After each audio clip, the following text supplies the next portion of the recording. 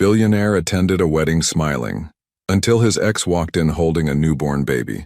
Before we begin, drop a comment telling us which city you're watching from, and once the story ends, don't forget to rate it from 0 to 10. Oh, and make sure to follow our channel for more stories like this. Now, sit back and enjoy every detail. The crystal chandeliers of the Riverside Manor cast golden light across the reception hall, illuminating faces flushed with champagne and laughter. Theo Lancaster adjusted his platinum cufflinks, his steel-gray eyes scanning the crowd with the practiced indifference of a man who had learned to keep the world at arm's length. At 35, he possessed the kind of devastating handsomeness that made heads turn. Sharp jawline, dark hair perfectly styled, and a 6'2" frame that filled his custom Tom Ford tuxedo like it was designed specifically for him. Lancaster, there you are. David Morrison, the groom, approached with his characteristic grin, still glowing from his ceremony. I was starting to think you'd bail on me. Theo's lips curved into that calculated smile he'd perfected in boardrooms across Silicon Valley. And miss watching you surrender your freedom? Never. He raised his glass of Dom Perignon. Congratulations, David. Claire looked beautiful. Thanks, man. I know weddings aren't exactly your scene these days, but it means a lot that you're here. David's expression softened slightly. I know the past couple years have been ancient history. Theo cut him off smoothly, though something flickered behind his composed mask. The divorce, the aftermath, the carefully constructed walls he'd built around himself since then. I'm exactly where I need to be. David nodded, understanding the dismissal. As CEO of one of the most successful cybersecurity firms in the country, Theo Lancaster had become a master at controlling conversations just as expertly as he controlled his business empire. Nothing touched him that he didn't allow to touch him. The orchestra began playing a soft jazz melody and couples drifted toward the dance floor. Theo found himself at the bar, ordering another champagne, not because he needed it, but because it gave his hands something to do. He surveyed the room with the detached interest of someone watching a movie. These people, with their messy emotions and vulnerable hearts, seemed to exist in a different universe from his own. Mr. Lancaster? A young server appeared at his elbow. There's someone at the entrance asking about table arrangements. The wedding planner is busy and not my problem, Theo replied without looking away from his drink. I'm just a guest. But as he spoke, something shifted in the atmosphere of the room. Conversations began to quiet and he noticed several heads turning toward the main entrance. A ripple of whispers moved through the crowd like wind through wheat. Theo felt an inexplicable chill run down his spine. Slowly, almost against his will, he turned toward the grand double doors, and his world stopped. She stood framed in the doorway like a vision from another life, one he'd spent 18 months trying to forget. Scarlet Hayes. Her auburn hair fell in soft waves past her shoulders, catching the light and setting it on fire. The sage-green dress she wore hugged her curves with elegant simplicity, making her pale skin seem to glow from within. But it wasn't her beauty that stole his breath, though she remained the most stunning woman he'd ever seen. It was what she carried in her arms. A baby, 9 months old, maybe 10, with dark hair that curled at the edges and eyes that seemed to take in everything with solemn curiosity.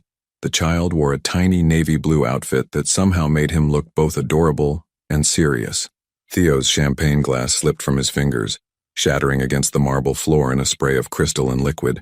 The sound seemed to echo through the suddenly quiet room. The baby turned his head at the noise, and Theo found himself staring into a pair of gray eyes, his own eyes, set in a face that was unmistakably a miniature version of his own. The same strong jawline, still soft with baby fat. The same way of furrowing his brow when concentrating. Even the way the child's mouth quirked slightly to one side was achingly familiar. Scarlett's gaze found his across the crowded room, and for a moment, time suspended itself between them. Her green eyes held a mixture of defiance and something that might have been fear. She lifted her chin in that stubborn way he remembered so well, as if daring him to make a scene. Jesus Christ, David whispered beside him, having followed his stare. Is that Scarlett? Theo managed, his voice barely audible. His heart was hammering against his ribs so hard he was certain everyone could hear it. The room seemed to tilt on its axis, and he gripped the edge of the bar to steady himself. The child, his son, because there was no denying it now, babbled something unintelligible and reached toward the glittering chandelier above. Scarlett smiled down at him with such tenderness that it physically hurt Theo to watch. She whispered something to the baby, who giggled and clapped his tiny hands together. I need Theo started, then stopped. He needed what? Air? Answers? A time machine to go back 18 months and figure out where everything had gone so catastrophically wrong? Several guests were openly staring now, their whispered conversations creating a buzz of speculation. Theo could practically hear the gossip mills spinning to life. The legendary Theo Lancaster, who never showed emotion in public, standing frozen like a statue while his ex-wife introduced the world to a child he'd never known existed. Scarlett began moving through the crowd, accepting congratulations and making small talk as if she belonged here, as if she hadn't just detonated a bomb in the middle of his carefully controlled life. The baby gurgled happily in her arms, completely oblivious to the chaos his presence was causing. She was heading this way. What did you say to the woman who had disappeared from your life without explanation, only to reappear carrying the child you never knew you had? Theo forced himself to breathe as Scarlett approached, each step she took feeling like a countdown to an explosion he wasn't prepared for. She moved with that same graceful confidence he remembered, but there was something different about her now, a maturity, a strength that seemed to radiate from her very core. Motherhood had changed her in ways that went deeper than the physical. Theo. Her voice was steady when she finally reached him, though he caught the slight tremor beneath the surface.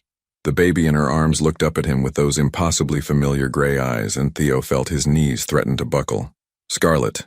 He managed to keep his voice level, though inside he was screaming. Interesting choice of venue for a reunion. She shifted the baby to her other hip, and Theo noticed how naturally the movement came to her, how perfectly the child fitted against her side, as if they were two pieces of the same puzzle. David invited me. He thought I should know that old friends were getting married. Old friends. The words tasted bitter in his mouth. They had once been so much more than friends. They had been everything to each other, until they weren't. The baby reached out suddenly, his tiny fingers grasping toward Theo's tie. Without thinking, Theo stepped back, and something painful flashed across Scarlett's face before she composed herself. "This is Oliver," she said quietly, adjusting the child so he faced away from Theo. "Ollie, can you wave hello?" Oliver. Theo's throat constricted. She had named him Oliver. "He's beautiful," Theo said, and meant it. The words came out rougher than he intended. "How old?" 9 months. Scarlett's green eyes met his directly, unflinching. "He was born February 14th. Theo's mind raced backward, calculating dates. February. 9 months. That meant May. Late May. Almost 18 months ago. Just before everything had fallen apart between them. Just before she had started pulling away, becoming distant and cold in ways he hadn't understood. "Valentine's Day," he said, his voice barely a whisper. "Ironic, isn't it?" There was no humor in her smile. "Love's biggest celebration, and I spent it in labor alone." The word alone hit him like a physical blow. He opened his mouth to respond, but David appeared at his shoulder, clearly sensing the tension crackling between them. "Scarlett, my God, you look incredible." David leaned in to kiss her cheek, his eyes immediately dropping to Oliver. "And this little guy. Wow, he's got the Lancaster eyes, doesn't he?" The silence that followed was deafening.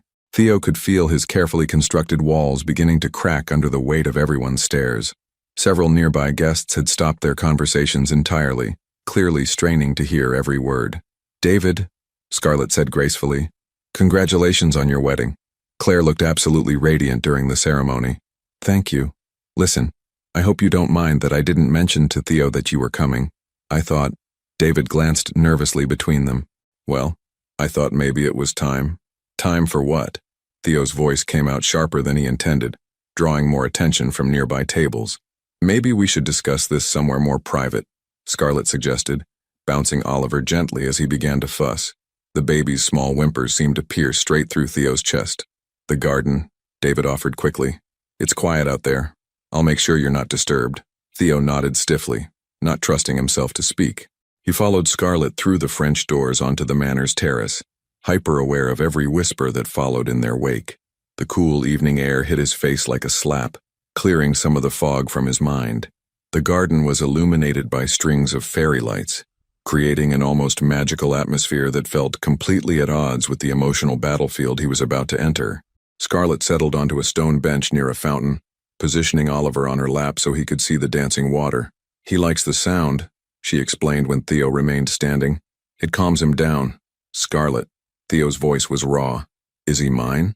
She looked up at him then, and he saw everything in her eyes: hurt, anger, exhaustion, and something that might have been hope. What do you think? I think you disappeared from my life without a word of explanation 18 months ago. I think you're now holding a child who looks exactly like I did as a baby. And I think you just told me he was born 9 months after He couldn't finish the sentence. After we what, Theo? After we made love? You can't even say it. She stood up, holding Oliver protectively against her chest. That's exactly why I left. You left because we had sex? The words exploded out of him louder than he'd intended. Oliver startled at the sound, and Scarlett immediately began swaying to comfort him. Lower your voice, she hissed. And no, I left because you treated me like I was nothing more than a convenient arrangement. Because every time I tried to get close to you, really close, you found a way to push me away. Because I realized that you weren't capable of loving anyone except yourself. The accusation hit him like a physical blow. That's not true, isn't it? Scarlett's eyes flashed with old pain. When was the last time you told me you loved me without me saying it first? When was the last time we had a conversation about anything that mattered? When was the last time you looked at me like I was more than just another acquisition in your perfect life? Theo stared at her, his mouth opening and closing soundlessly. Because the terrible truth was, he couldn't remember. Somewhere along the way, he had stopped seeing Scarlett as the vibrant, passionate woman he'd fallen in love with, and started seeing her as just another part of his routine. I found out I was pregnant 3 days after you told me you thought we should take a break to reassess our priorities. Scarlett continued, her voice breaking slightly. 3 days, Theo. I was going to tell you, but then I realized that a baby would just be another priority for you to reassess. Oliver began to babble, reaching for his mother's hair. Scarlett smiled down at him with such pure love that Theo felt something crack inside his chest. So you just left, he said quietly. I protected us both, she corrected. I protected you from having to pretend you wanted a family, and I protected my son from growing up thinking his father saw him as an obligation. The fountain continued to bubble beside them, filling the silence with its gentle music. Theo watched Oliver's tiny fingers explore the pearl buttons on Scarlett's dress, and for the first time in 18 months, he felt something other than the cold numbness he'd wrapped around himself like armor. He felt fury, pure, burning rage at himself for being the kind of man who could drive away the best thing that had ever happened to him, for being so emotionally stunted that the woman he'd loved had felt safer raising their child alone than trusting him with the truth. I want a DNA test, he said finally. Scarlett's expression didn't change.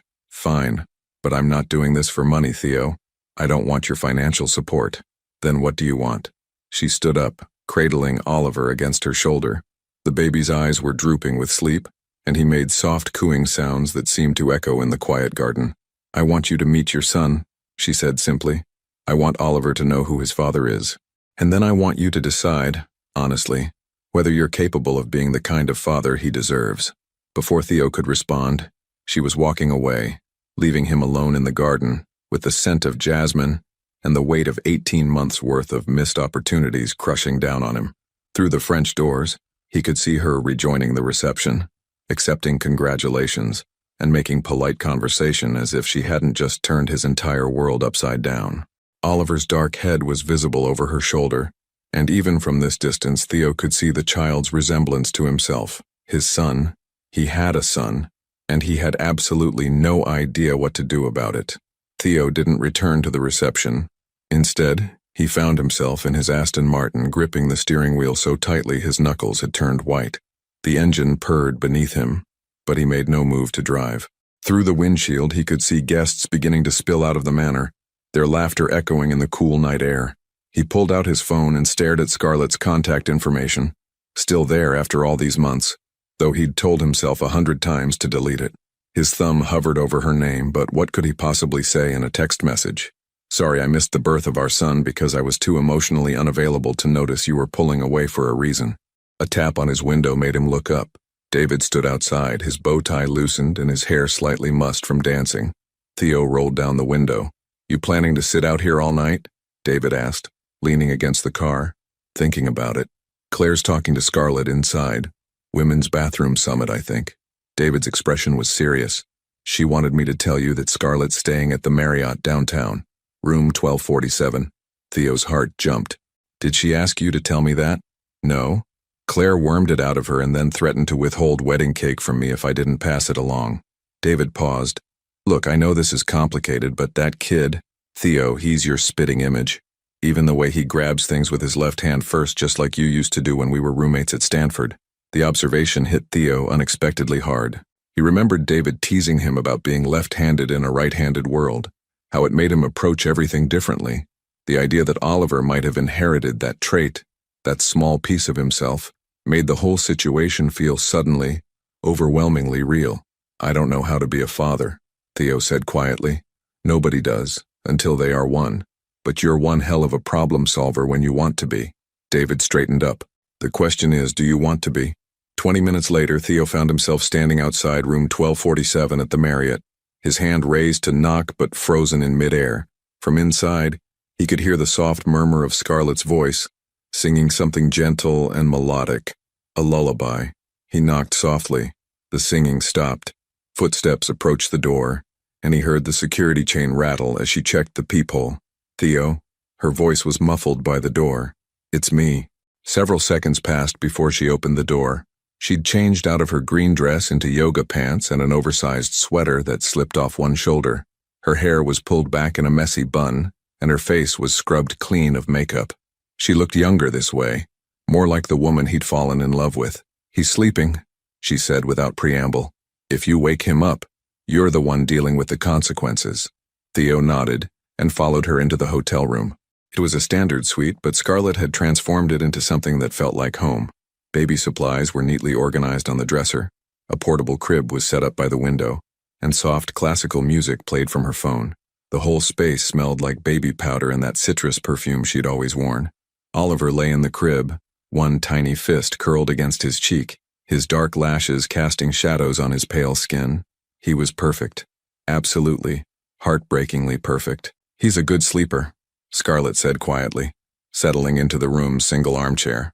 Most of the time. Teething has been rough, though. Theo couldn't take his eyes off the baby. He's so small. He's actually pretty big for his age. 95th percentile for height. There was pride in her voice. Doctor says he's going to be tall like his father. The casual way she said it, like his father, made Theo's chest tighten. He moved closer to the crib, studying Oliver's sleeping face. The resemblance was undeniable, but more than that, there was something about the child that felt familiar in a way that went beyond genetics. Can I? Theo started, then stopped. Touch him? Yes. Just be gentle. Theo reached out with one finger and gently traced Oliver's tiny hand. The baby's fingers immediately curled around his, gripping with surprising strength. The contact sent an electric shock through Theo's entire system. This was his son holding on to him. He's got a strong grip, Theo whispered. Tell me about it. He grabbed my hair during the ceremony today and wouldn't let go. I thought I was going to have to cut it off. Scarlett's smile was soft, maternal. He's curious about everything, always reaching for things, trying to put them in his mouth. The teething? 2 teeth so far, bottom front ones. He's working on the top ones now, which is why he's been fussy. She paused. Not that you would know about any of this. The gentle accusation hung in the air between them. Theo carefully extracted his finger from Oliver's grasp and turned to face her. I would have been there, Scarlett, if I had known. Would you? Her green eyes were steady, searching. Really? Or would you have convinced yourself it was better handled by nannies and boarding schools? The question hit too close to home. Theo's own childhood had been exactly that. A series of hired caregivers and prestigious institutions while his parents focused on building their business empire. He'd sworn he would never do that to his own children. But now, faced with the reality of a child, he wasn't sure he knew any other way. I don't know, he admitted, but I would have tried. Trying isn't enough, Theo. Not for him. Scarlett gestured toward the crib. He deserves better than someone who's just trying. He deserves a father who wants to be there, who puts him first, who shows up even when it's hard. And you don't think I can be that person? Scarlett was quiet for a long moment, studying his face. I think you could be. I used to believe you wanted to be, but wanting and doing are 2 very different things. Oliver stirred in his sleep, making soft baby sounds that tugged at something primal in Theo's chest. Without thinking, he reached out again, this time placing his palm gently on the baby's back. Oliver immediately settled, as if his father's touch was exactly what he needed. He knows you, Scarlett said softly, and there was wonder in her voice. Somehow he knows. Theo felt tears threatening for the first time in years. This tiny person, His son trusted him instinctively, completely, in a way that terrified and amazed him in equal measure. "I want the DNA test," he said finally. "Not because I doubt you, but because I need it to be official, legal." Scarlett nodded. "We can do it tomorrow." "And then what?"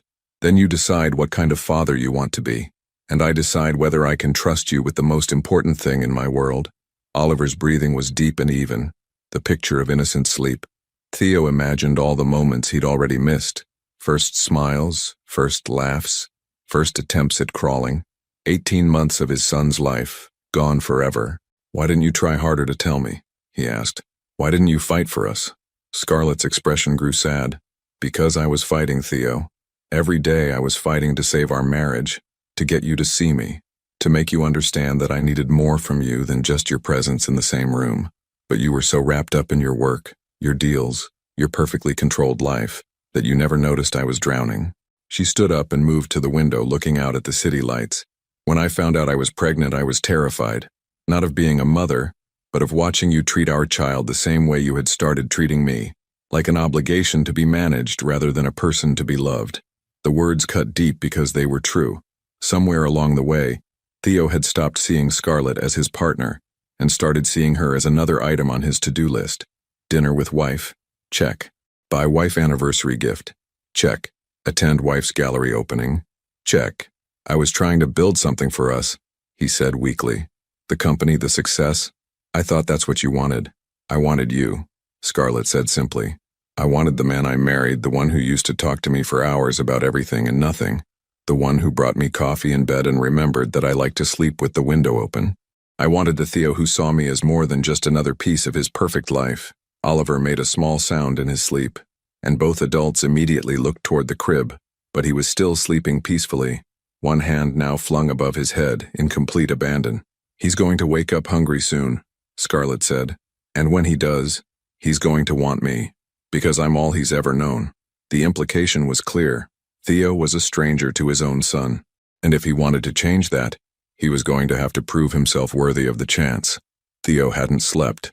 He'd returned to his penthouse at 3 in the morning, but instead of going to bed, he'd stood at his floor-to-ceiling windows, watching the city lights blur through exhausted eyes. Every time he closed them, he saw Oliver's tiny face, felt the surprising strength of those small fingers wrapped around his own. At 7 a.m., his phone buzzed with a text from Scarlett. "DNA appointment at 10. Genesis Medical Center on 5th Street. Don't be late." He was there at 9:30, pacing the parking lot like a man facing execution rather than confirmation of what he already knew in his bones. When Scarlett's silver Honda pulled up, Theo felt his breath catch. Through the rear window, he could see Oliver's car seat, and the sight of it, this tangible proof of a life he'd never been part of, hit him harder than he'd expected. Scarlett emerged, looking like she'd slept as poorly as he had. Dark circles shadowed her green eyes, and her auburn hair was pulled back in a simple ponytail. She wore jeans and a soft blue sweater that brought out the color of her eyes, and she moved with the efficient grace of a woman who had learned to do everything one-handed while carrying a baby. "Good morning," she said, her tone carefully neutral as she opened the back door to retrieve Oliver. "Morning." Theo stepped closer, unable to help himself. In the daylight, his son was even more beautiful, and the resemblance even more striking. Oliver was awake and alert, his gray eyes taking in everything with serious curiosity. He wore tiny jeans and a red t-shirt that read, "Future Heartbreaker," and Theo felt an unexpected surge of pride. "He's in a good mood today," Scarlett said, noticing Theo's intense stare. "He slept through the night for the first time in a week." "That's good?" Theo wasn't sure if it was a question or a statement. "Very good. It means he's not teething as badly today." She hefted the diaper bag over her shoulder with practiced ease. "You ready for this?" The DNA test itself was simple. A quick cheek swab for both Theo and Oliver. The baby fussed a little at the unfamiliar sensation, but Scarlett soothed him with soft words and gentle touches. Watching her with Oliver was like watching a master class in unconditional love, and Theo found himself mesmerized by the easy intimacy between mother and son. "Results will be available in 3 business days," the technician informed them as they prepared to leave. "Though given the obvious resemblance, I'm not sure why you need confirmation." Outside the medical center, Scarlett paused by her car. Oliver had fallen asleep in his carrier, his head lolling to one side in the boneless way only babies could manage. "What now?" Theo asked. Scarlett looked at him for a long moment, something shifting in her expression. "Are you hungry?" "What?" "It's almost lunchtime. Oliver will need to eat soon, and honestly, I could use some coffee that doesn't come from a hotel room pot." She hesitated. "There's a family restaurant about 10 minutes from here. They have high chairs." Theo felt something leap in his chest. Was she inviting him to spend time with them? "You want me to come?" "I think—" Scarlett adjusted Oliver's blanket with gentle hands. "I think maybe it's time we had a real conversation about what this looks like going forward." The restaurant was exactly the kind of place Theo never went to. Bright and cheerful, with checkered tablecloths and a children's menu printed with cartoon animals. But as Scarlett expertly set up Oliver's high chair and began the familiar routine of baby feeding, Theo found himself fascinated rather than uncomfortable. "He eats real food now," Scarlett explained as she spooned what looked like mashed sweet potatoes into Oliver's eager mouth. "Loves sweet potatoes, hates peas, and will do anything for bananas." Oliver babbled happily between bites, occasionally reaching out to grab the spoon or pat his hands in the orange mess on his tray. When he looked at Theo, he smiled, a wide, gummy grin that revealed his two tiny bottom teeth. "He's smiling at me," Theo said, wonder evident in his voice. "He smiles at everyone. He's a very social baby."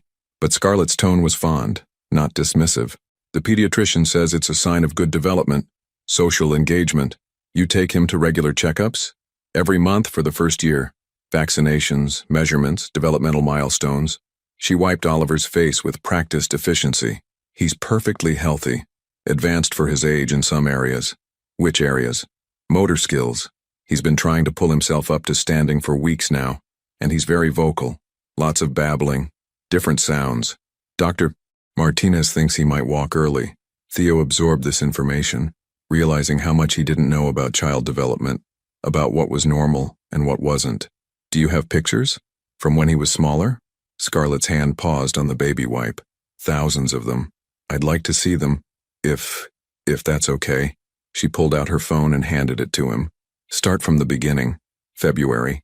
The photos were a chronicle of a life Theo had never been part of. Oliver as a tiny newborn, red-faced and wrinkled. His first smile at 6 weeks, rolling over at 4 months, sitting up unassisted at 6 months. Each image was a missed moment, a memory that belonged to Scarlett alone. "This one's my favorite," Scarlett said, pointing to a picture of Oliver at about 7 months, sitting in a high chair with what appeared to be spaghetti sauce covering every visible surface, including his hair. He was grinning widely, clearly delighted with the mess he'd made. "He looks—" Theo paused, studying the image. "He looks exactly like I did when I was little. My mother has a picture of me at about the same age, covered in chocolate cake." "Really?" There was surprise in Scarlett's voice. "I'll show you sometime."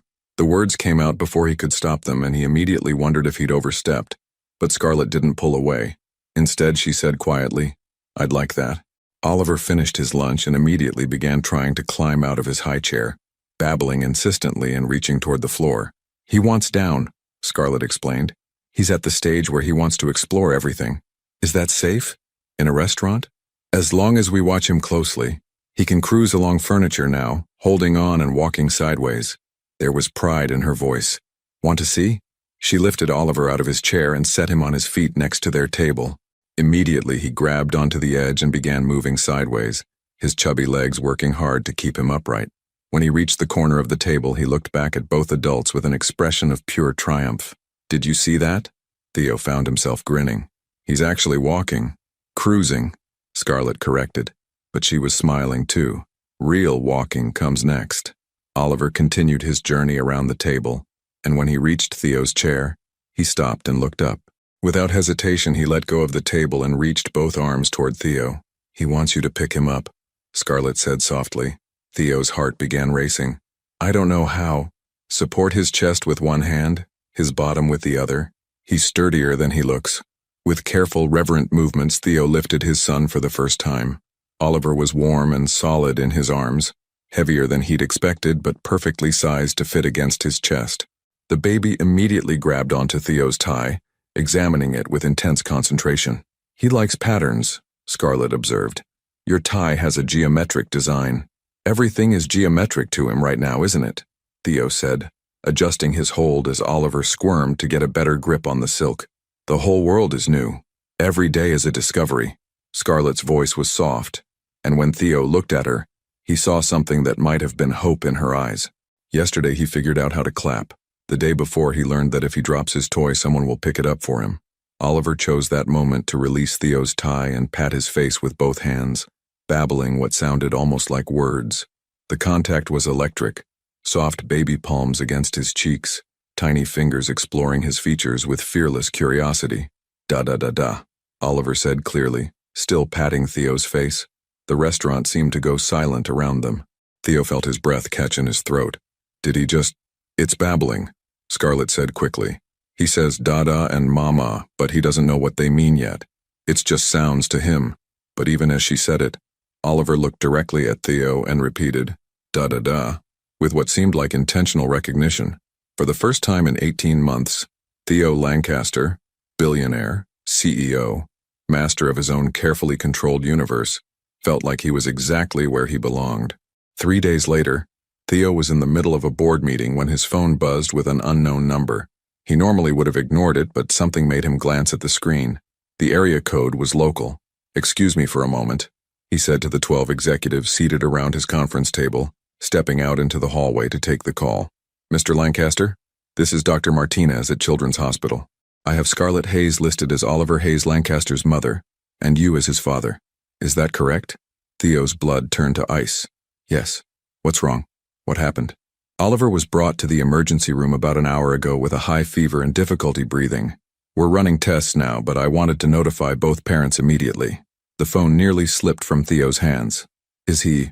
How bad is it?" "We're taking excellent care of him, Mr. Lancaster. But you should come in as soon as possible." Theo was moving before he'd even hung up the phone, grabbing his jacket and car keys while barking instructions to his assistant about canceling the rest of his day. The drive to Children's Hospital passed in a blur of traffic lights and mounting panic. He found Scarlett in the pediatric emergency waiting room, curled in a plastic chair with tear-streaked cheeks and trembling hands. She looked smaller than he'd ever seen her, fragile and scared in a way that made his chest ache. "Scarlett," he was beside her in 2 strides, his hand automatically reaching for her shoulder. "What happened?" "He woke up from his nap burning up," she said, her voice hoarse from crying. "His temperature was 104 and he was breathing so fast and he wouldn't stop crying, Theo. He's never cried like that." "Where is he now?" "They took him back for chest x-rays and blood work." "Doctor, Martinez thinks it might be pneumonia." Fresh tears spilled down her cheeks. "He's so little, and he looked so scared when they took him away from me." Without thinking, Theo pulled her into his arms. She stiffened for just a moment before collapsing against his chest, her shoulders shaking with suppressed sobs. He held her tightly, one hand stroking her hair, murmuring reassurances he wasn't sure he believed himself. "He's going to be okay," he said fiercely. "He's strong, Scarlett. Look how strong he was when he grabbed my finger the other night." "You don't understand," she whispered against his shirt. "I've never been away from him when he was sick. He doesn't know these people, and they keep poking him with needles, and he just wants his mama." The raw pain in her voice broke something inside Theo. This was what single motherhood looked like, carrying the weight of every fear, every worry, every middle-of-the-night crisis completely alone. For 9 months, Scarlett had been the only person in the world who could comfort their son, and now even she couldn't make this better. "Mr. Lancaster? Ms. Hayes?"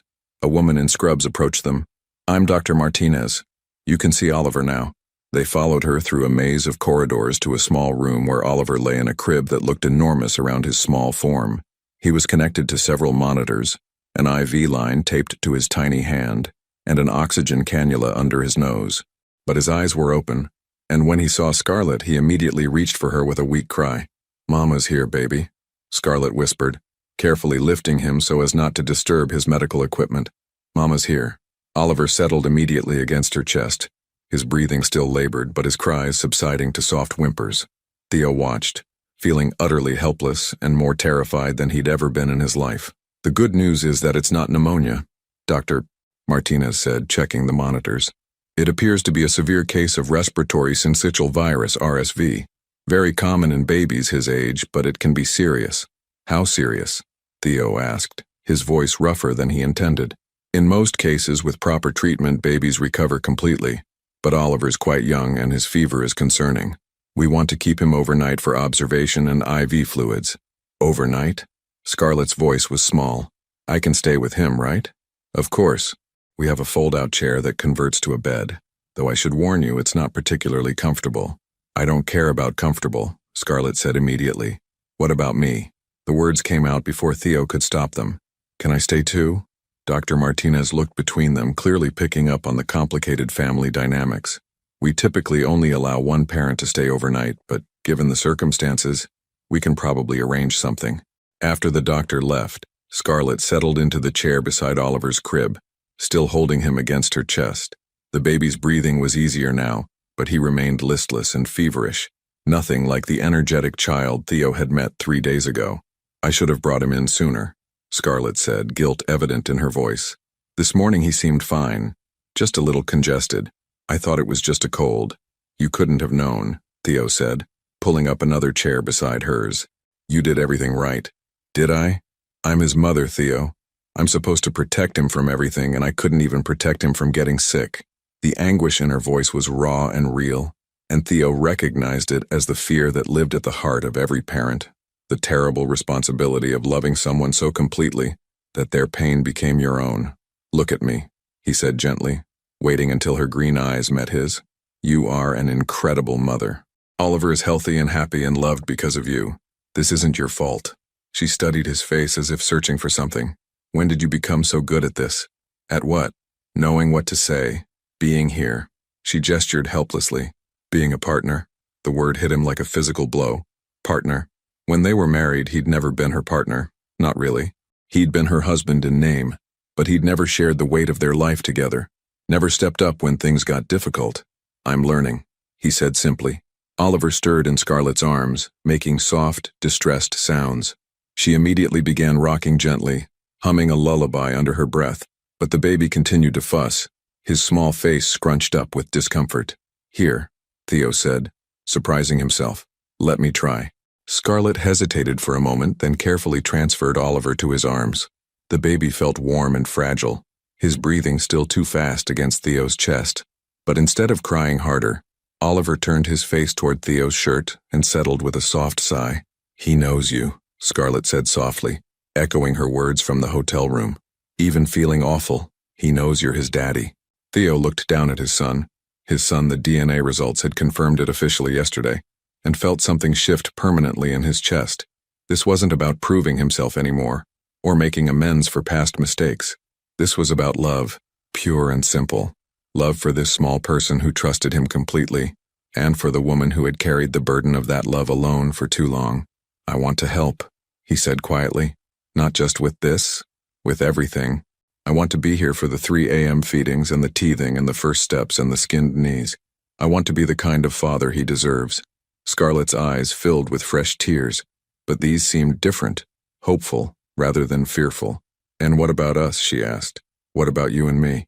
Oliver chose that moment to grab onto Theo's shirt with one small fist, making a sound that might have been contentment. Outside the hospital room window, the sun was setting, painting the sky in shades of pink and gold. I don't know, Theo said honestly, but I know I want to find out. For the first time in 18 months, the silence between them felt like possibility rather than an ending. The hospital at night was a different world. The bright fluorescent lights had been dimmed to a soft amber glow, and the constant bustle of daytime had given way to the quiet efficiency of the night shift. Oliver had finally fallen into a restless sleep around 9 p.m., his small chest rising and falling with the effort of breathing through congested lungs. Theo had refused to leave. When visiting hours ended, he'd simply informed the nursing staff that he wasn't going anywhere, and something in his tone had discouraged argument. Now he sat in an uncomfortable plastic chair beside Scarlett's makeshift bed, watching over his family as they slept. Scarlett had fought exhaustion for hours, jerking awake every time Oliver made the smallest sound. But eventually, her body had surrendered to the emotional toll of the day, and she'd curled up on the narrow fold-out chair, with one hand still resting on Oliver's back through the crib rails. At midnight, Oliver's fever spiked again. Theo noticed the change immediately, the way the baby's breathing became more labored, the flush that spread across his pale cheeks. He pressed the call button before Oliver's distressed whimpers could wake Scarlett. His temperature's up to 103.8, the night nurse confirmed after checking the monitors.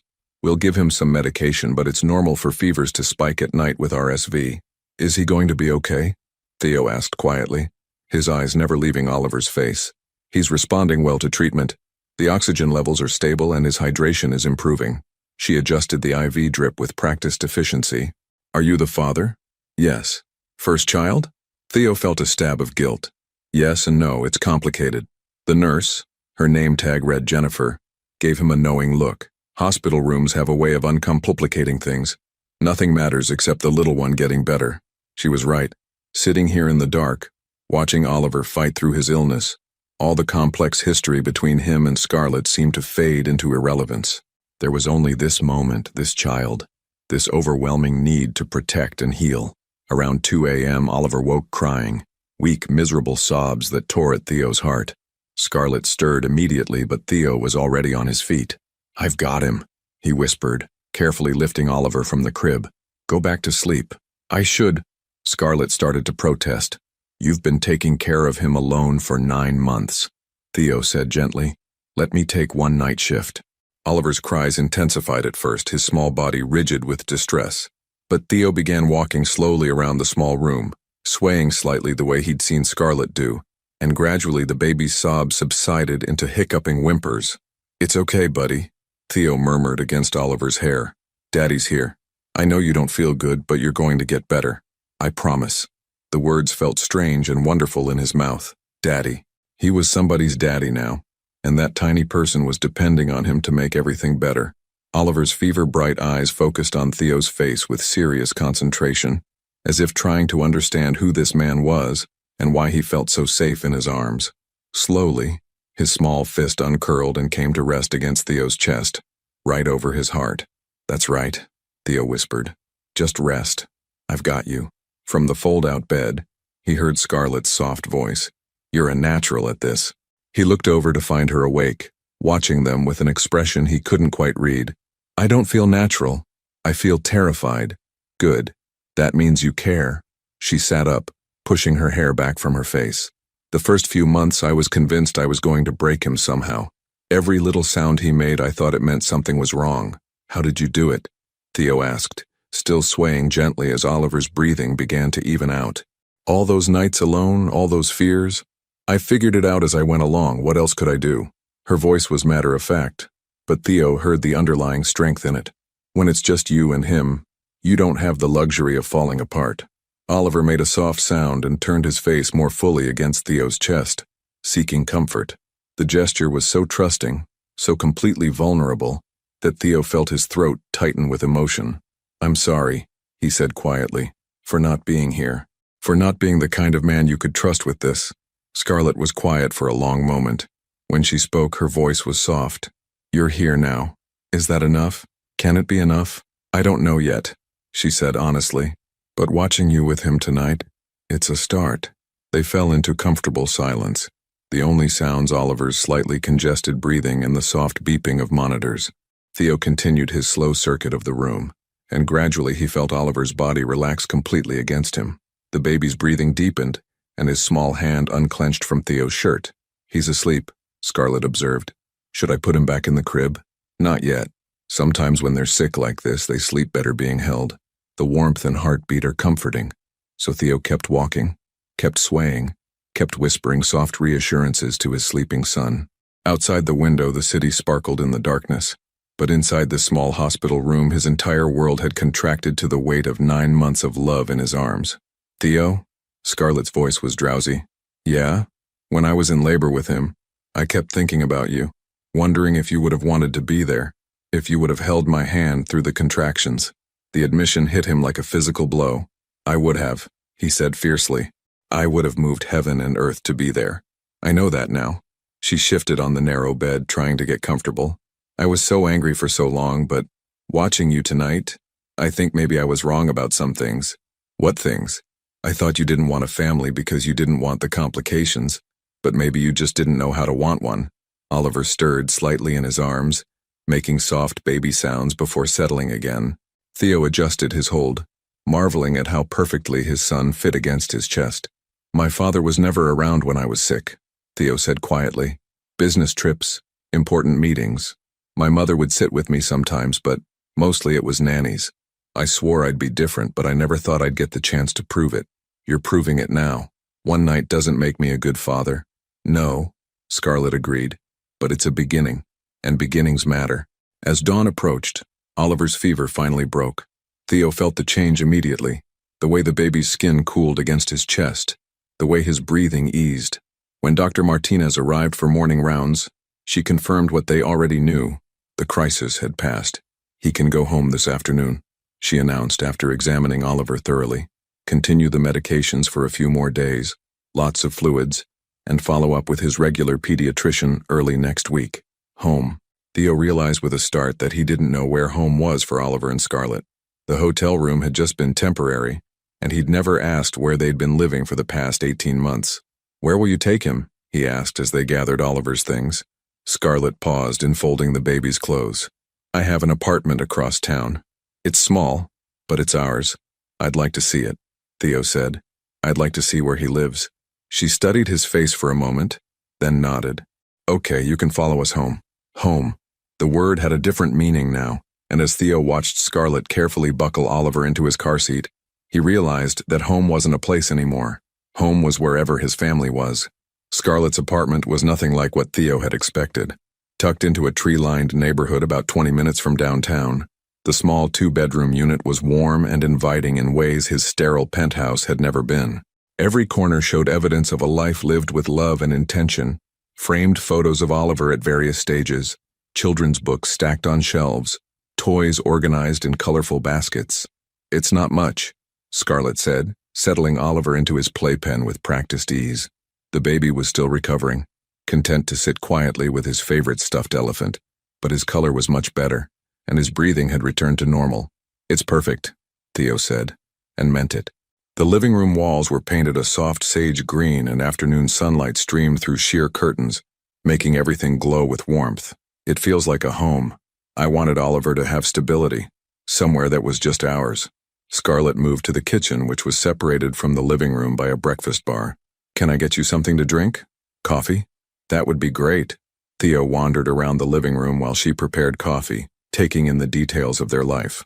A growth chart marked with careful measurements hung on the wall next to the kitchen. Photos chronicled Oliver's first 9 months, his first smile, sitting up alone, attempting to crawl. In every picture, Scarlett looked radiant despite the exhaustion that Theo now recognized as the constant companion of new motherhood. He loves that elephant, Scarlett said, nodding toward Oliver, who was now chewing contentedly on the toy's ear. It was the first thing I bought him when I found out I was pregnant. I used to hold it against my stomach and talk to him. What did you tell him? Everything. How excited I was to meet him. How much I already loved him. She handed Theo a mug of coffee. How sorry I was that his daddy didn't know about him yet. The casual mention of those early days hit Theo harder than he'd expected. While he'd been focused on quarterly reports and board meetings, Scarlett had been building a relationship with their unborn child, preparing for motherhood completely alone. I wish you had told me, he said quietly. I tried to, in my own way. Do you remember the dinner where I said I had something important to discuss with you? Theo's memory stirred uncomfortably. That was the night the Jakarta deal fell through. I had to leave early for a conference call. I was going to tell you then. I'd been practicing what to say for days. Scarlett's smile was sad. But when you left without even asking what I'd wanted to talk about, I realized that whatever was happening at your office would always be more important than anything happening in our marriage. That's not, Theo started, then stopped. Because it was true. He'd prioritized work over everything else, including the woman he'd claimed to love. Before he could respond, there was a sharp knock at the apartment door.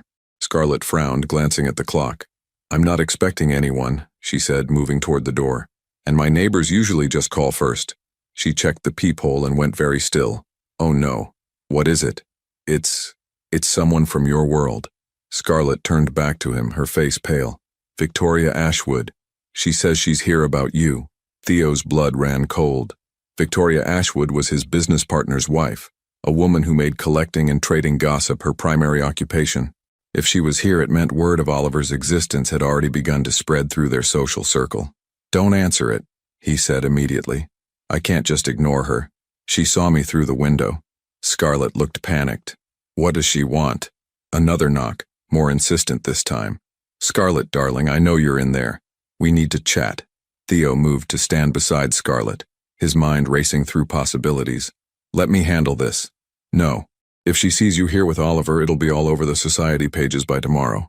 Scarlett straightened her shoulders, that familiar stubborn tilt to her chin appearing. I can deal with this. Before Theo could protest, she opened the door. Victoria Ashwood swept into the apartment like a force of nature, her perfectly styled blonde hair and designer outfit completely out of place in the cozy space. Her sharp blue eyes immediately zeroed in on Oliver, who looked up from his playpen with curious interest. Well, well, Victoria purred, her gaze moving from the baby to Scarlett to Theo, who had stepped out from behind the door. Isn't this an interesting little family reunion? Victoria, Theo said coolly. What are you doing here? Oh, don't be so formal, darling. I was simply dying to meet my dear friend's secret baby. Victoria's smile was predatory, though I must say the resemblance is quite unmistakable. Those Lancaster eyes are practically a family trademark. Oliver, sensing the tension in the room, made a small fussing sound. Scarlett immediately moved to him, lifting him protectively against her chest. What do you want? Scarlett asked directly. Want? Oh, sweetheart, I don't want anything. I'm simply here as a friend to offer some advice. Victoria perched on the edge of the sofa without being invited. You see, word is already beginning to circulate about Theo's mysterious disappearance from David Morrison's wedding. Several people noticed him following you outside, and then neither of you returned to the reception. That's hardly scandalous, Theo said. No, but it becomes much more interesting when you add in the photos. Theo felt his stomach drop. What photos? Victoria pulled out her phone with theatrical flair. A lovely shot of you two in the garden, and another of you leaving the hotel parking lot at 3 a.m. Someone was quite diligent with their camera work. She held up the phone, showing a clear image of Theo and Scarlett standing by the fountain, Oliver visible in Scarlett's arms. Even in the dim lighting, the baby's resemblance to Theo was obvious. Who took these? Scarlett demanded. Does it matter? The point is, they exist. And in about 6 hours, they're going to be the lead story on page 6 unless we come to some sort of arrangement. What kind of arrangement? Theo's voice was dangerously quiet. Nothing dramatic. A simple exclusive interview.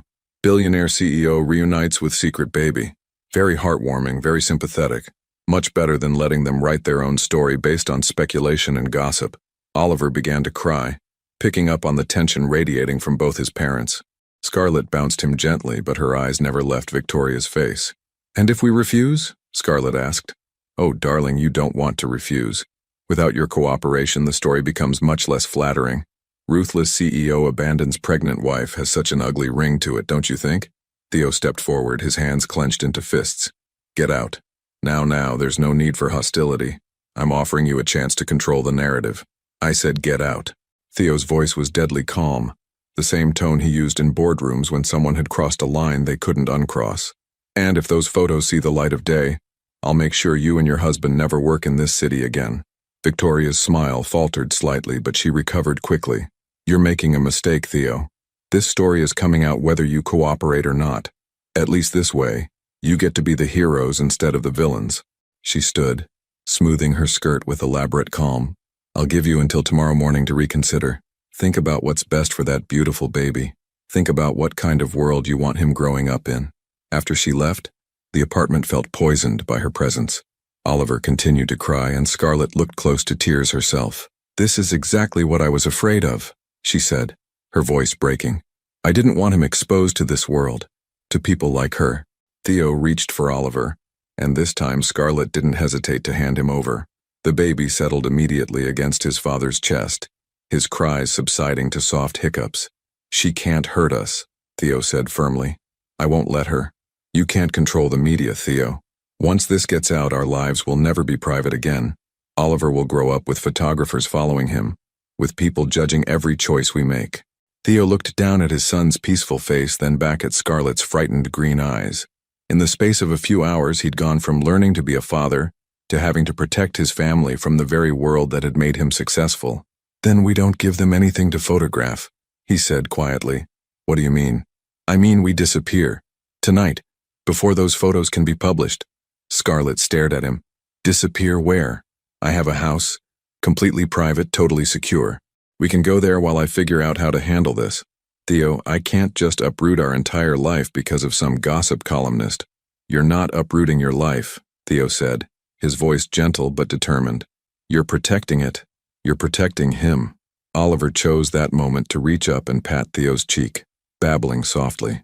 The gesture was so trusting, so innocent, that it broke Theo's heart to think of photographers capturing moments like this for public consumption. How long? Scarlett asked quietly. However long it takes, I promise you I will fix this, but right now I need to get you both somewhere safe. Outside, a car door slammed, and they both froze. Through the window, they could see a van with a news station logo pulling up to the curb. Too late, Scarlett whispered. Theo handed Oliver back to her and pulled out his phone. Pack whatever you need for a few days. I'm calling my security team. Theo, trust me, he said, meeting her eyes. Please, let me protect you this time. For a moment, Scarlett looked like she might argue. Then she nodded, clutching Oliver closer to her chest. Okay, she said, but this doesn't change anything between us. This is just about keeping Oliver safe. I understand, Theo said, though even as he made the call to his security team, he wondered if that was entirely true. The lake house was nothing like Theo's sterile penthouse. Nestled on the shores of Lake Tahoe, 3 hours from the city, it was a place he'd bought years ago but rarely visited. Too busy, too many obligations, too many excuses. Now, as he carried Oliver's car seat up the wooden steps while Scarlett juggled diaper bags and supplies, he wondered why he'd ever stayed away. The house was warm and welcoming, with floor-to-ceiling windows overlooking the lake and a stone fireplace that dominated the living room. Theo's housekeeper, Mrs. Chen, had prepared everything on short notice. Fresh groceries, clean linens, and even a temporary crib set up in the master bedroom. This is beautiful, Scarlett said softly, setting Oliver down in his carrier so she could look around.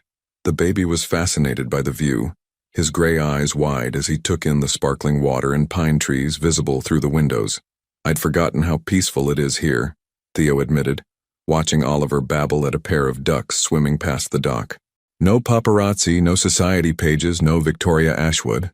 The escape from the city had been swift and efficient. Theo's security team had created a diversion while they slipped out the back of Scarlett's apartment building, and within 2 hours they were safely away from the media circus that was undoubtedly brewing. Your phone's been buzzing nonstop, Scarlett observed as Theo's device vibrated for the dozenth time in 10 minutes. Damage control, he said, glancing at the screen. My publicist, my lawyer, my business partner. Everyone wants to know how to handle the story. And what are you going to tell them? The truth, that I have a son, and anyone who has a problem with that can go to hell.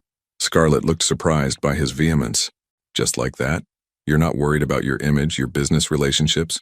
I spent 18 months worried about maintaining the perfect image, Theo said, lifting Oliver from his carrier and settling with him on the large sofa. And where did it get me? I missed my son's birth, his first smile, his first laugh. I almost missed his first word. I'm done prioritizing what other people think over what actually matters. Oliver reached for the throw pillow beside them, his small fingers exploring the textured fabric with intense concentration. Theo watched, marveling at how everything was still new and fascinating to his son. What was his first word? Theo asked. Really? Mama, Scarlett said with a soft smile. At 7 months. He said it clear as day while I was making dinner, and I started crying right there in the kitchen. I'm sorry I missed it. You're here for what comes next, she said quietly. That's what matters. They settled into an easy routine over the next few hours. Scarlett gave Oliver a bath in the large master bathroom sink, while Theo watched, asking questions about everything. How warm should the water be? Why did babies need special soap? Was it normal for Oliver to splash so enthusiastically that water ended up everywhere? He loves bath time, Scarlett explained, laughing as Oliver slapped the water with both hands, soaking the front of her shirt. It's one of his favorite parts of the day. Can I try? Theo asked hesitantly. Of course. Just support his back and neck and don't worry if he splashes. It means he's happy. Theo's hands shook slightly as he took over, but Oliver seemed completely comfortable with the transition. In fact, he seemed delighted to have a new audience for his water acrobatics, grinning widely as he sent droplets flying in every direction. Look at that smile, Theo breathed, completely enchanted. He's showing off for me. He's a little performer, Scarlett agreed. Yesterday he figured out how to blow raspberries, and now he does it constantly because he likes the way adults react. As if on cue, Oliver pursed his tiny lips and blew, sending bubbles and water droplets everywhere. Theo laughed. a genuine surprised sound that seemed to delight the baby even more.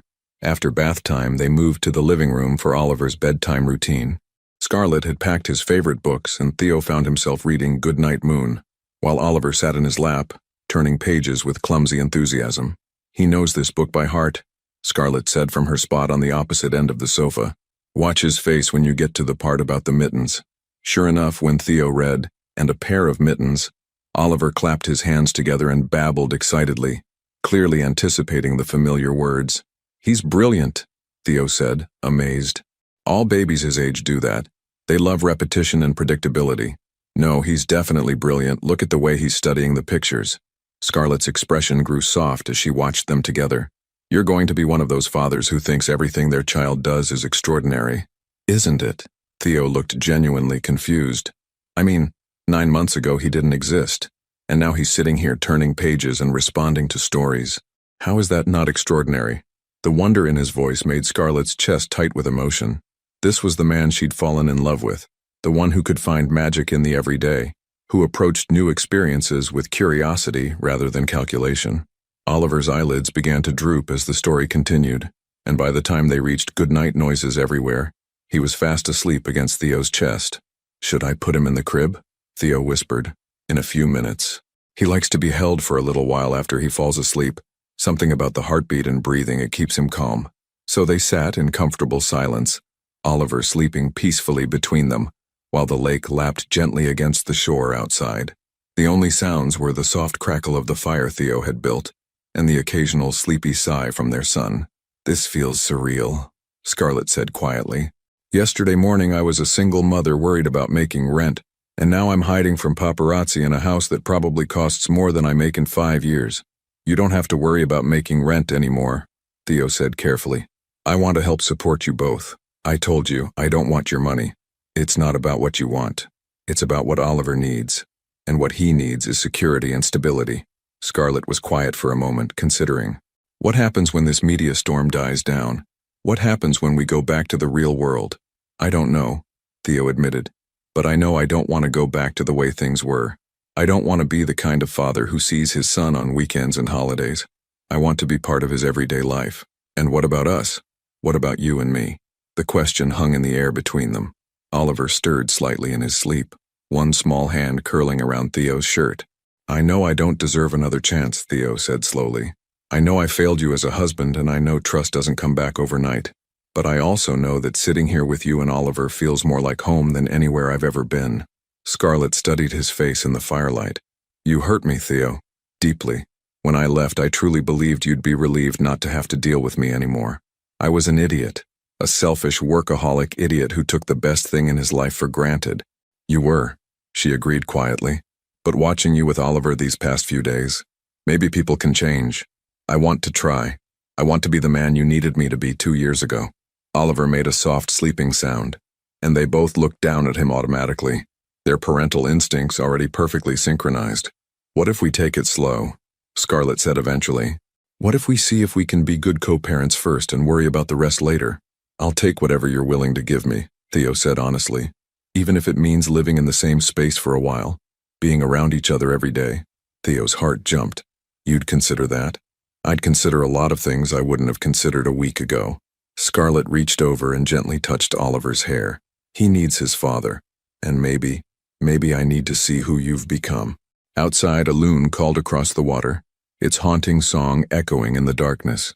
Inside the warm circle of lamplight, 3 people who were learning to be a family sat together, and for the first time in 18 months, the future felt full of possibility, rather than regret. But even as they talked about taking things slow, neither of them noticed the way their hands had somehow found each other on the sofa cushion between them, fingers intertwined as naturally as if no time had passed at all. 3 days at the lake house had felt like a different lifetime. Theo had discovered the simple joy of morning feedings, the satisfaction of making Oliver laugh with silly faces, and the profound peace of watching his son sleep. For the first time in years, he'd slept past 6 a.m., woken without immediately checking his phone, and spent entire hours focused on nothing but the present moment. Scarlett had begun to relax around him, the defensive walls she'd built slowly coming down as she watched him embrace fatherhood with genuine enthusiasm. They'd fallen into an easy rhythm, taking turns with Oliver's care, cooking simple meals together, talking late into the night after the baby was asleep. But on Thursday morning, their peaceful bubble burst. Theo's phone rang at 7 a.m. with a call from his lawyer, Harrison Mitchell. The urgency in Harrison's voice cut through the morning quiet like a blade. "Theo, we have a problem. A big one." "What kind of problem?" Theo stepped out onto the deck, not wanting to wake Scarlett and Oliver. Victoria Ashwood didn't just threaten to publish those photos. She published them 3 days ago, along with a story that's, well, it's brutal. And now someone else has come forward. Theo's blood turned to ice. Who? Natasha Volkov. The name hit Theo like a physical blow. Natasha, his ex-girlfriend from college. A relationship that had ended badly when she'd wanted marriage and he'd wanted freedom. He hadn't thought about her in years. What does Natasha have to do with anything? She's claiming you had an affair with her while you were married to Scarlett. Says she has photos, emails, hotel receipts. She's painting a picture of you as a serial cheater who abandoned his pregnant wife for other women. That's insane. I never cheated on Scarlett. I haven't spoken to Natasha since college. I believe you, but the evidence she's presenting looks convincing. Someone's gone to a lot of trouble to make this story stick. Theo's mind raced. The photos could be doctored, the emails fabricated. But why would Natasha do this? What did she have to gain? There's more. Harrison continued grimly. The story's gone viral. It's been picked up by every major news outlet. Your stock price dropped 15% yesterday, and the board is calling an emergency meeting. Through the windows, Theo could see Scarlett moving around the kitchen, preparing Oliver's breakfast. She looked relaxed and happy, humming softly as she warmed his bottle. The sight made his chest ache with the knowledge that he was about to destroy the fragile peace they'd built. How bad is it? He asked quietly. Bad. The narrative is that you're an entitled billionaire who uses women and discards them. They're calling Scarlett a victim and Oliver a casualty of your selfishness. There's even speculation about your fitness as a father. My fitness as a father? Theo's voice was dangerous. Based on what? Based on the fact that you abandoned a pregnant wife and have only recently discovered your son. They're questioning whether someone with your apparent moral failings should have custody rights. The words hit Theo like a physical attack. In less than a week, he'd gone from not knowing he had a son to being told he might not deserve one. What do? We fight. But Theo, this is going to get ugly. They're going to dig into every aspect of your life, your marriage, your business dealings, and they're going to go after Scarlett too. What do you mean, go after Scarlett? They're already questioning why she hid the pregnancy, whether she's a gold digger trying to trap a rich man, whether she's a fit mother. One outlet is running a piece called The Baby Trap, how a desperate ex-wife tried to destroy a billionaire. Theo felt sick. This was exactly what Scarlett had feared, being dragged into his world, having their private lives dissected for public entertainment. And now Oliver was part of it too, an innocent child whose existence was being treated like a scandal. I need to see the stories, Theo said. I'll send you links, but Theo, maybe don't show Scarlett yet. Let's figure out our strategy first. But it was too late. Through the window, Theo saw Scarlett looking at her phone, her face going progressively paler as she scrolled. She looked up and met his eyes through the glass, and he saw the exact moment her heart broke. She's already seen them, Theo said quietly. I have to go. He ended the call and rushed back inside, but Scarlett was already moving, packing Oliver's things with swift, mechanical efficiency. The baby sat in his high chair, babbling happily and completely unaware that his world was being turned upside down. Scarlett, don't. Her voice was flat, emotionless. Just don't. Whatever you've read, we can fix this. Harrison says, fix this? She whirled around, her green eyes blazing with fury and pain. Theo, they're calling me a gold digger who trapped you with a baby. They're saying I'm an unfit mother who hid my pregnancy out of spite. They have quotes from anonymous sources saying I was jealous and vindictive during our marriage. None of that is true. It doesn't matter if it's true. It's out there now, forever. Oliver is going to grow up seeing articles about how his mother was a manipulative woman who tried to destroy his father's life. Theo reached for her, but she stepped back, clutching Oliver's stuffed elephant like a shield. And you, she continued, her voice breaking.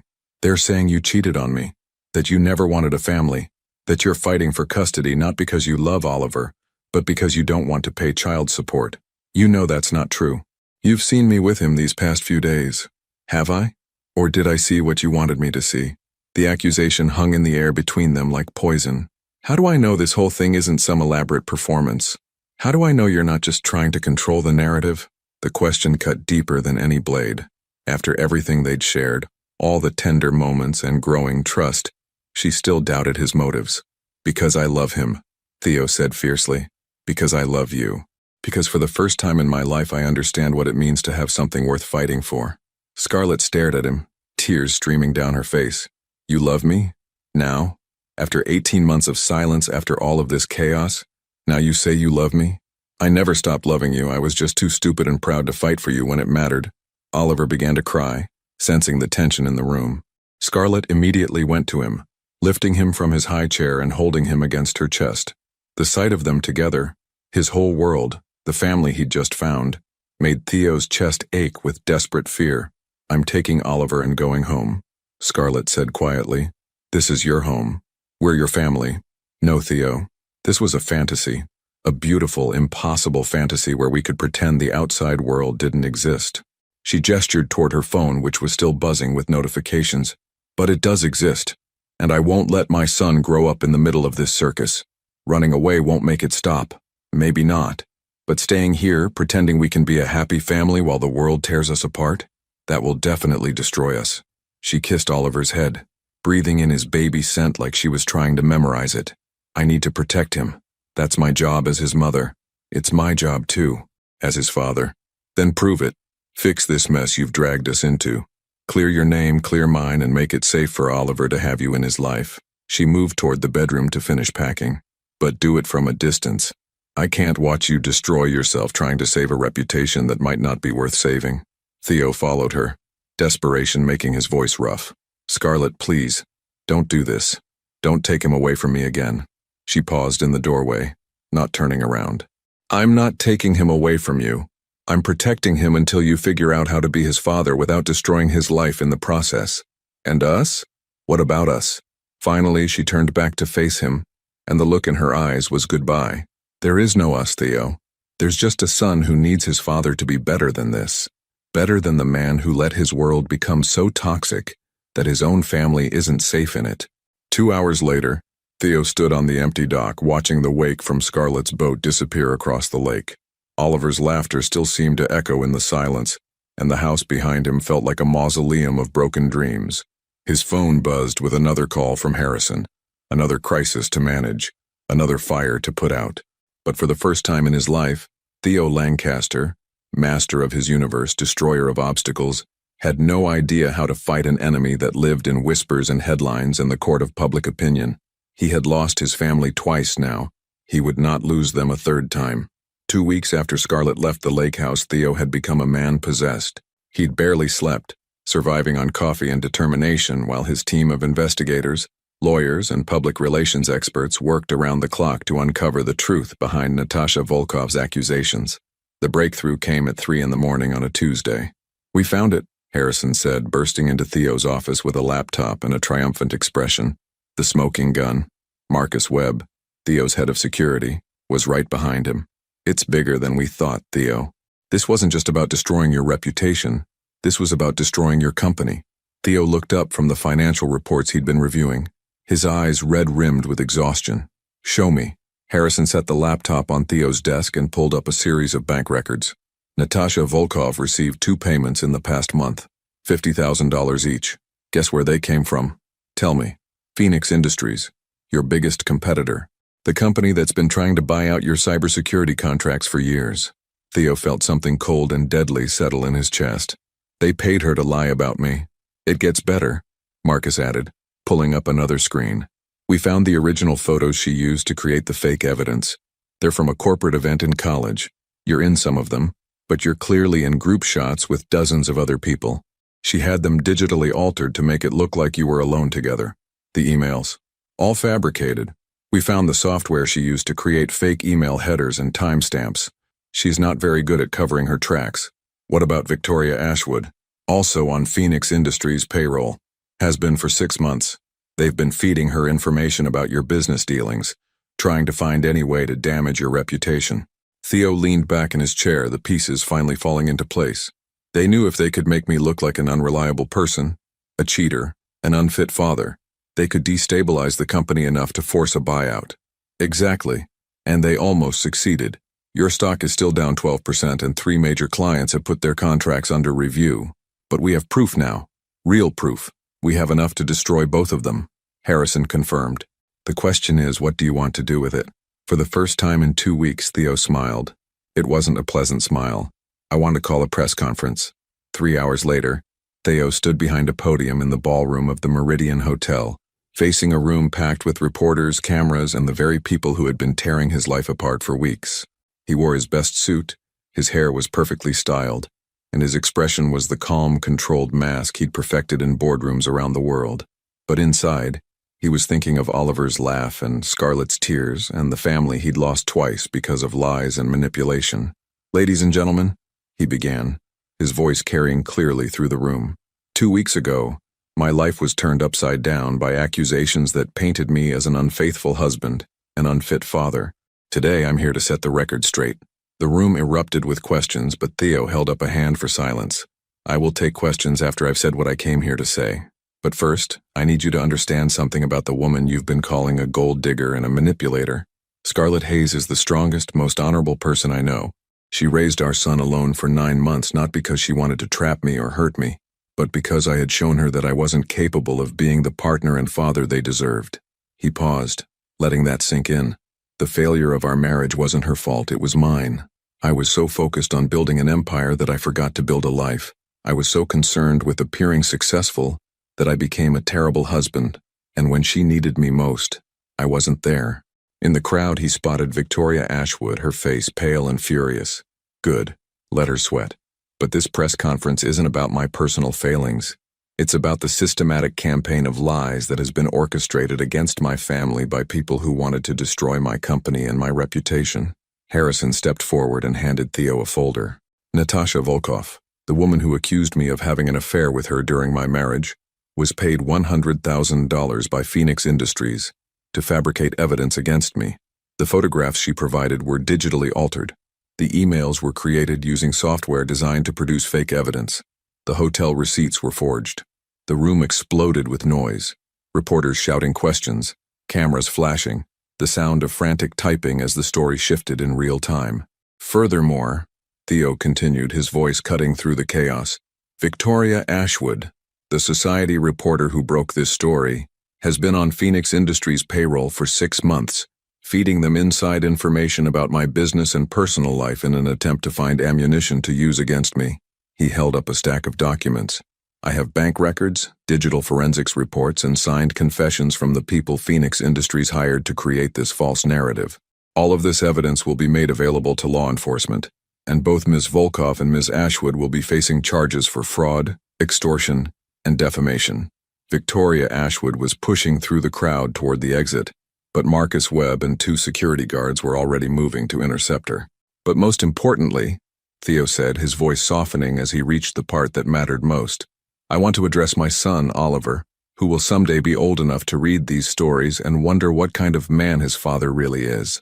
He looked directly into the cameras, imagining Scarlett watching somewhere, holding Oliver in her arms. Oliver, your father is not perfect. He has made terrible mistakes, and he has hurt people he loves through his own selfishness and pride. But he has never been unfaithful to your mother, and he has never stopped loving either of you, even when he was too stupid to show it properly.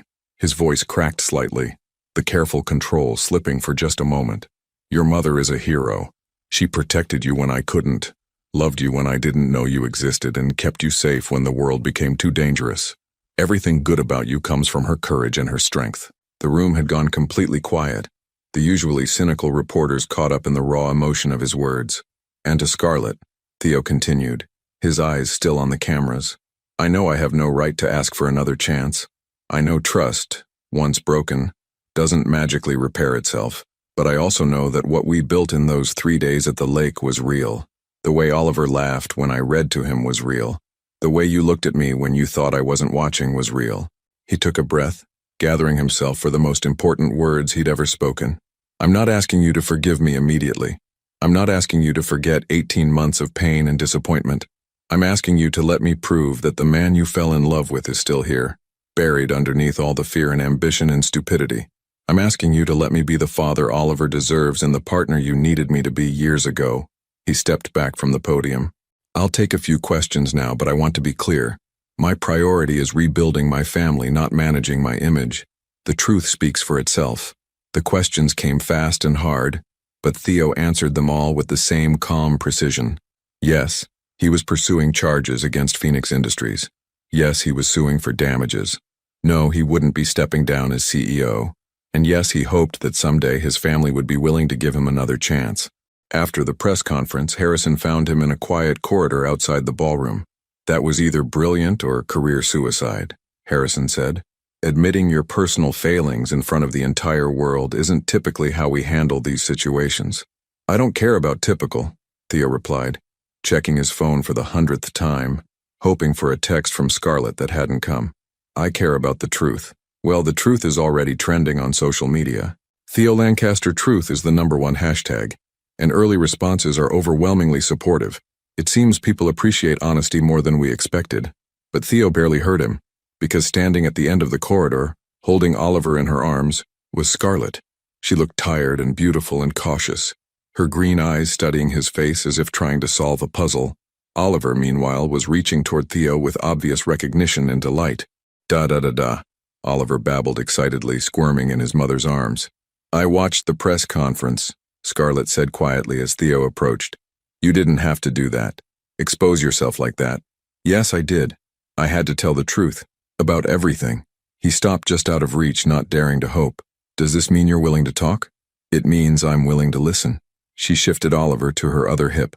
"But Theo, public apologies and grand gestures, they're just words. It's what you do next that matters." "Then let me show you," he said simply. "Let me show you both. Every day for as long as it takes." Oliver made an impatient sound and lunged toward his father with such enthusiasm that Scarlett had to take a step forward to keep from dropping him. Theo's arms came up automatically, and suddenly he was holding his son again, breathing in that perfect baby smell and feeling the missing piece of his soul click back into place. "He missed you," Scarlett said softly, watching as Oliver immediately settled against Theo's chest with a contented sigh. "I missed him too. I missed both of you." Theo looked at her over their son's head. "Can we try again? Really try this time?" Scarlett was quiet for a long moment, studying his face. Then she reached out and touched Oliver's back where he lay against his father's chest. "We'll take it one day at a time," she said finally. "No promises, no expectations. Just see what happens." It wasn't everything Theo had hoped for, but it was enough. It was a beginning. And as they walked out of the hotel together, a family, still fragile but no longer broken, Theo realized that sometimes the greatest victory wasn't about conquering your enemies. Sometimes it was about having the courage to surrender to love. 2 years later, the morning sun streamed through the kitchen windows of the house in Marin County, casting golden light across the breakfast table where chaos reigned supreme. Oliver, now nearly 3 years old, was engaged in what appeared to be an epic battle between his scrambled eggs and his dinosaur-shaped toast, complete with sound effects that would have impressed any Hollywood sound engineer. "Roar! The T-Rex is going to eat the eggs," Oliver announced, wielding his fork like a tiny weapon while making his toast stomp across his plate. "The T-Rex needs to eat the eggs so he can grow big and strong," Theo said solemnly from his position at the stove, where he was flipping pancakes with the focused intensity he used to reserve for board meetings. "Otherwise, he'll be a very small, very hungry dinosaur." "Daddy, dinosaurs don't eat eggs for breakfast," Oliver informed him with the absolute certainty that only toddlers possessed. "They eat, dinosaur food."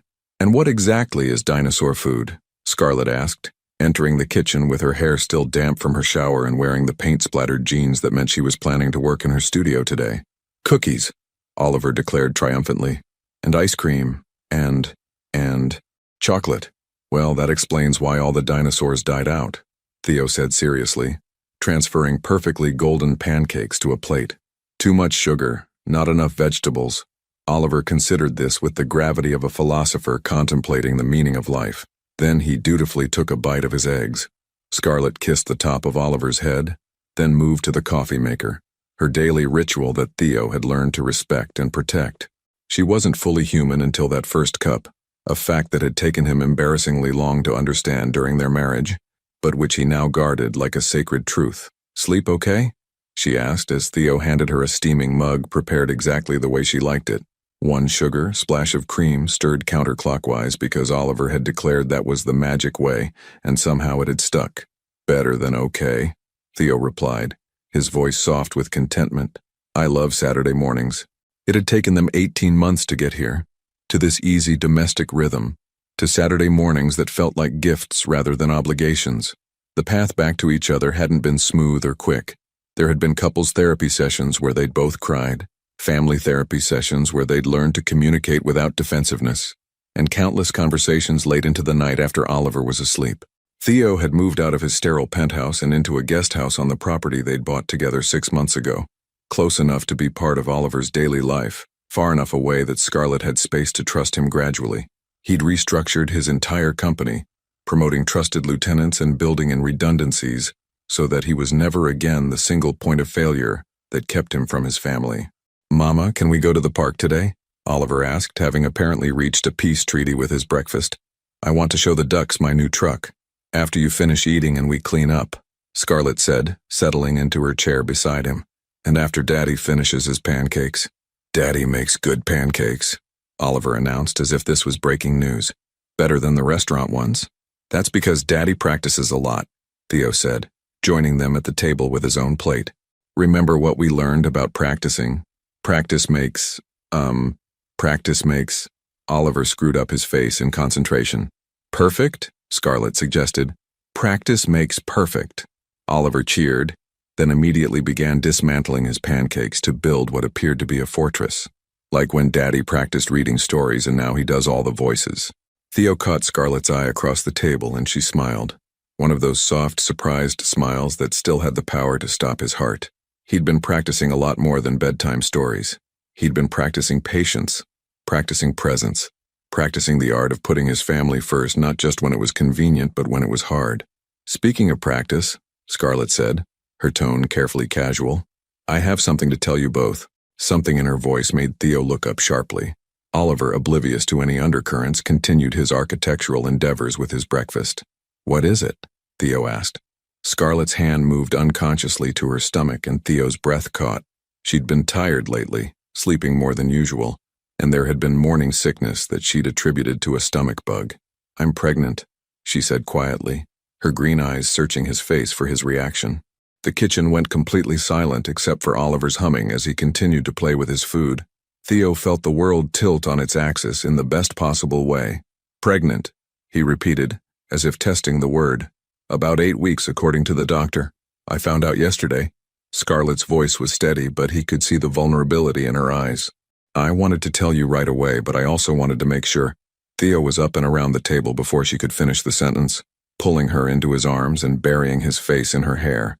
She smelled like citrus shampoo and hope, and he held her tight enough that she could probably feel his heart hammering against his chest.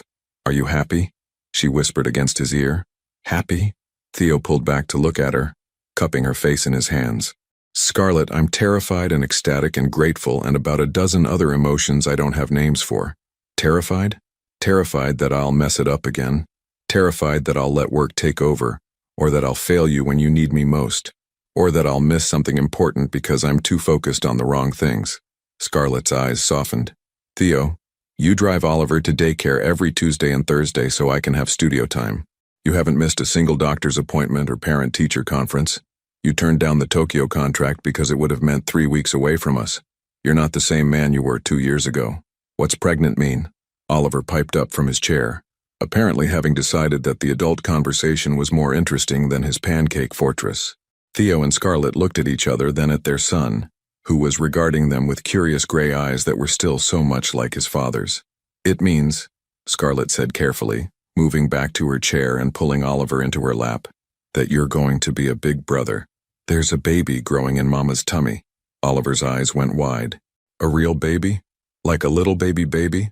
A real baby, Theo confirmed, settling back into his chair but keeping one hand on Scarlett's arm, as if he needed the physical contact to prove this was really happening.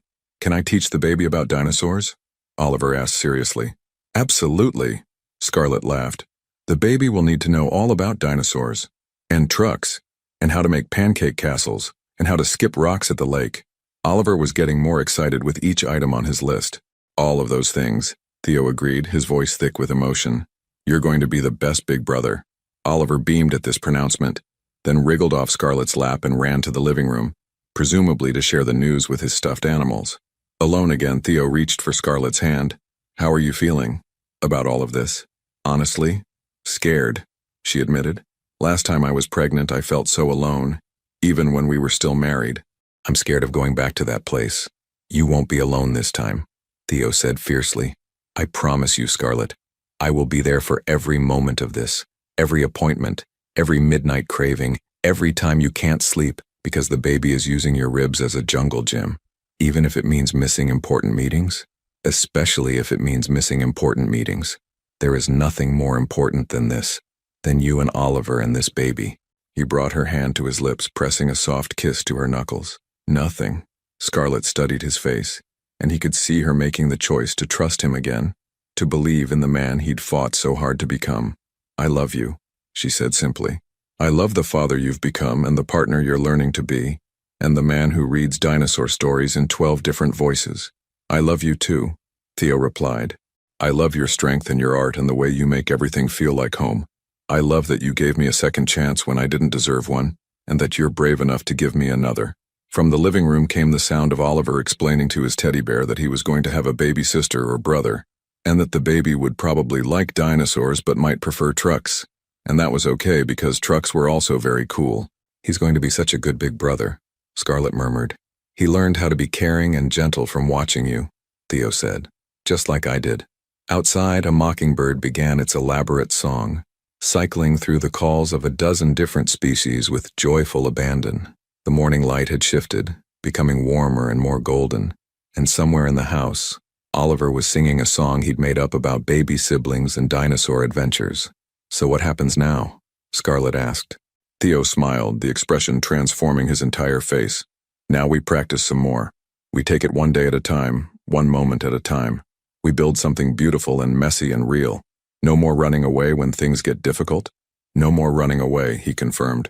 From anything. Ever. Scarlett leaned back in her chair, one hand resting on her still flat stomach, and for the first time since she'd found out about the pregnancy, she looked completely at peace. I can live with that, she said softly. And as Oliver's laughter echoed from the living room and the morning sun painted everything in shades of gold, Theo Lancaster realized that he had finally learned the most important lesson of his life, that true success wasn't measured in quarterly profits or stock prices or magazine covers. True success was measured in Saturday morning pancakes and dinosaur stories and the sound of his family's laughter filling his home. It was measured in second chances and the courage to be vulnerable, and the daily choice to show up even when it was hard. It was measured in love, imperfect, complicated, absolutely essential love. Your participation means a lot to the channel. What do you think about second chances in love? Would you have made the same choice as Scarlett to trust Theo again? Or do you believe some mistakes are too big to forgive? Please share your thoughts in the comments. Thank you for watching. If you enjoyed the story, please subscribe to our channel and leave a comment below letting us know what you thought. Your feedback and support mean a lot to us. Stay tuned for more exciting stories.